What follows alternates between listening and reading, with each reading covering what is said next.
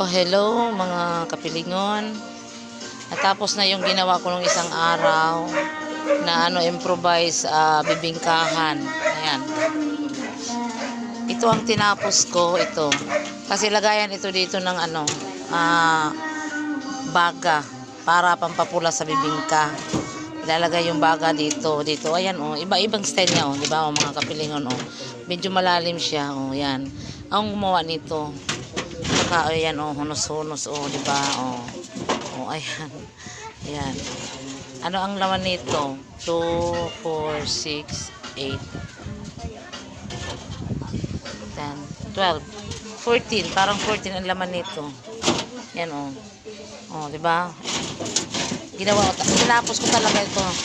Yan oh, 'di ba? Improvise yan na bibingkahan.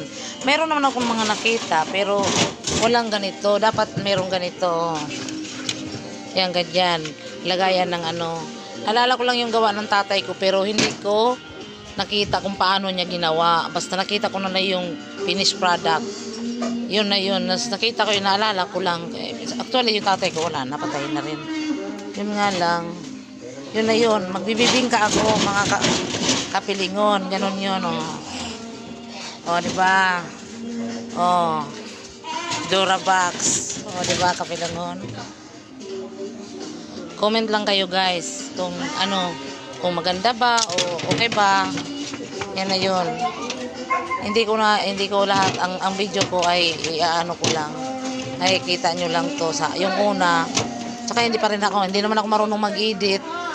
Yun lang, wala naman akong edit nito, diretso lang to. Basta ito ang bibingkahan ko at ko to dito. Yung ganun, o di ba? Tapos may baga dito.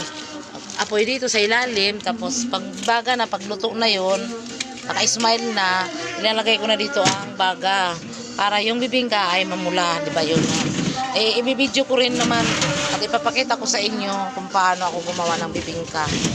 Sana hindi ito singaw. Kasi pag singaw, hindi mag-smile ang bibingka. Kailangan mag-smile. Oh, hanggang dito na lang yung video ko. Bye-bye guys. Salamat kapilingon sa panonood nyo.